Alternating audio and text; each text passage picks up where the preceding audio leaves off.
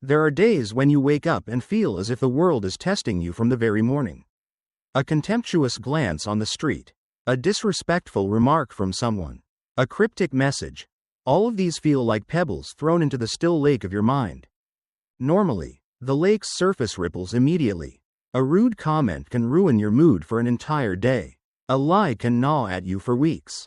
A disrespectful act can rob you of sleep for many nights. But Stoicism whispers a different truth. You can let things touch you without letting them shake you. This art does not turn you into someone numb. On the contrary, you still see, hear, and understand everything that's happening. But you do not allow the outside world to steal your inner peace. This isn't some magic reserved for a few. It's a skill anyone can train.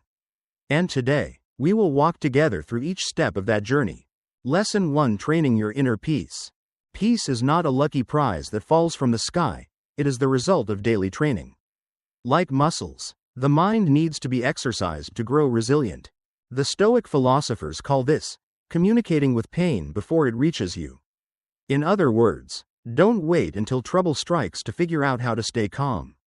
Prepare your mindset now, so that when insults, injustices, or unpleasant surprises arise, you are ready. Picture yourself as a sailor steering a ship. Before setting sail, you check the sails, secure the anchor ropes, and prepare mentally for stormy days. The unprepared sailor will panic when waves rise. The trained one will hold the wheel steady and pass through calmly. A simple practice. Each day, spend a few minutes imagining a difficult situation you might encounter, someone yelling at you, a project failing, or a harsh criticism. Then visualize yourself reacting calmly, steady breathing, composed voice, responding with kindness. At first, this feels artificial, but over time, it becomes a reflex, like a fighter practicing defensive moves until the body responds without thought. Lesson 2: The 3-second soul mirror. Between stimulus and response, there is always a gap, and in that gap, we have the power to choose. The 3-second soul mirror technique helps you make use of this precious space. The principle is simple. When someone says something upsetting, don't reply immediately. Pause exactly 3 seconds. In those seconds, let your mind be like a mirror, reflecting everything, but holding on to nothing. Choose a gentle reaction, lower your voice, maybe even smile. Most of the pain others cause isn't truly aimed at you. It's often the product of their own wounds. The irritable person may be exhausted. The rude person may be wrestling with insecurity. If you react instantly, you meet hurt with hurt. But if you pause for 3 seconds, you meet hurt with clarity.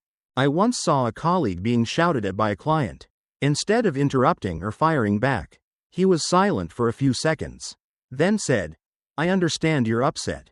We'll find a solution." The whole room softened. Those 3 seconds turned a confrontation into a conversation. Lesson 3: Releasing the fairness contract. We all carry an invisible fairness contract in our minds. In it, we write, if I work hard, I'll be rewarded. If I'm kind, people will be kind back. If I love, I'll be loved. But in reality, the world hasn't signed this contract with you. And when life breaks its terms, you feel betrayed, angry, and unsettled. Stoicism advises, let go of the fairness contract. When you no longer expect life to always be reasonable, you become less shaken by injustice. Instead of thinking, this isn't fair, you'll think, this has happened. How will I respond? A friend of mine once lost his job despite excellent performance. He could have drowned in bitterness. But instead, he saw it as an opportunity to start his own business. 6 months later, he said, that day, I let go of the fairness contract. And from then on, I was freer than ever. Letting go doesn't make you passive, it makes you steadier. You still act, still fight for what's right, but you no longer let injustice destroy your inner core. Lesson 4: When emotions speak for a person. We often make a mistake, taking someone's words and actions as the whole of who they are. If someone is angry, we label them hot-tempered. If someone spreads gossip, we label them mean. But Stoicism reminds us, it's not them, it's their emotions speaking. Imagine a colleague, Jane, losing her temper and saying harsh things. On the surface, you might think, Jane hates me. But looking deeper, you may see, It's her insecurity, pressure, or fear of failure speaking. That emotion is only borrowing Jane's voice. When you understand this, you stop getting pulled into other people's anger. Instead of answering with your own anger, you can observe, let it pass, and respond wisely. Once, I dealt with a client who was furious over a product issue. I didn't argue. I said, "I see you're concerned. Let's find a solution." His tone softened immediately. Sometimes, seeing through the words to the true feeling can save the whole conversation. Lesson 5: Grow stronger instead of hoping for an easier life. Many live hoping that, if they're lucky, life will be less challenging, less pressure, fewer difficult people, fewer surprises. But Stoicism is different. They don't wish for calm seas. They learn to become better sailors. Epictetus said, "Don't wish for things to happen as you want them to. Wish that you can accept things as they happen." Challenges are the training ground of the soul. True strength comes from overcoming resistance, both external and internal. Think about what used to upset you 5 years ago. Some of those things now can't even touch you. Why? Because you've grown stronger. You've learned to handle them. And that's proof. As you develop, yesterday's giants shrink into today's pebbles. A friend of mine once got easily angry when criticized. But after years of practicing calm, now he just smiles and says, "Thanks for the feedback." He didn't change because the world became kinder. He changed because he became stronger. Lesson 6: Understanding others. Reflections. Here's a subtle truth that frees you from much pain. When someone criticizes you, they're often reflecting their own inner world. Chronic critics usually live with dissatisfaction toward themselves. Habitual judges often carry deep insecurities.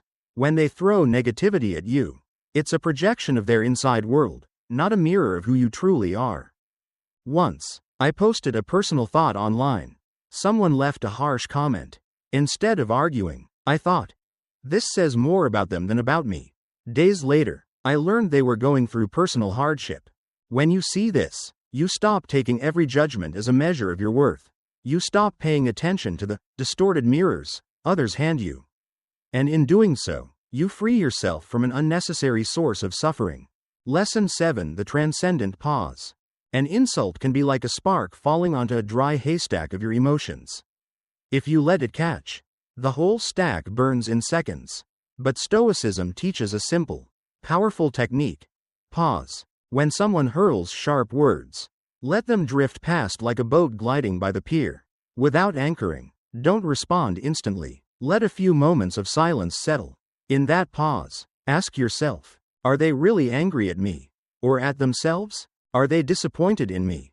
Or in something else in their life? This pause not only prevents impulsive words, it makes you the one holding the tempo in the conversation.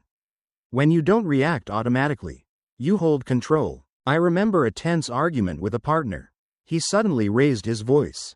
I stayed silent, looked him in the eyes, and said, "We'll continue when we're both calm." The meeting ended quickly, and the next day, he apologized first. The pause achieved what arguing never could. It saved the relationship. Lesson 8: The cosmic perspective. Marcus Aurelius, the philosopher king, once wrote, "All things are ephemeral, both fame and the famous themselves." This is not just poetic, it's a lens to see the world. When you place things in the context of the universe, you realize, the emotions flaring today, the quarrels, the gossip, all will vanish, like footprints in the sand after a wave. Try this. When you feel upset or hurt, imagine standing in space, looking down at the tiny Earth. Down there, 2 people are arguing, or someone is speaking ill of you. In the vastness, how small is that? This view doesn't make you indifferent, it helps you choose what's worth holding onto. And most of the time, you'll see, nothing is worth losing your peace over. Lesson 9: The power of humility. The ego always wants to be right, to be acknowledged, to correct others when they're wrong. But Stoicism advises, let go of that need. Not every conversation must end with you winning the argument. Not every misunderstanding needs immediate clarification. Marcus Aurelius knew this well. He saw himself as a speck of dust in the cosmos, and therefore needed no applause or obedience from others to validate his worth. A friend once told me that when someone said something untrue about him, instead of correcting it, he smiled and let it pass. At first, it was maddening, but after a few months, he realized most untruths fall away on their own, and he had saved a lot of energy. Humility doesn't make you weaker, it gives you the strength to avoid being dragged into meaningless battles. And in that silence, you preserve your energy for what truly matters. As we go through each lesson, from training inner peace, pausing 3 seconds, releasing the fairness contract, seeing through others' emotions, growing stronger instead of wishing for ease, understanding reflection, taking a transcendent pause, viewing life through the cosmic lens, and cultivating humility, a clear picture emerges. It shows us peace is not the absence of storms. Peace is the ability to stand in the middle of one. Breathing slowly, eyes wide open, heart unhurried. It's touching the world without letting it shake your roots. Stoicism doesn't promise life will be gentler. It promises you will be stronger. And when you are stronger, you are no longer a victim of emotions or circumstances. You become the one steering, choosing the direction, deciding what is worthy of touching your soul. Remember, an insult cannot hurt you unless you let it. A rumor cannot diminish you unless you believe it. An injustice cannot destroy you unless you hand over the keys to your peace. Peace is a habit. Each day, you can practice it in traffic lights, when hearing a criticism, or when reading unwanted news. Every time you choose to pause, to stay silent, to look at the bigger picture, you lay another brick in the foundation of your steadiness. And one day, you'll realize the world is still noisy. Storms still rise, but inside you, the lake remains still. You still see, still hear, still touch, but you are not moved.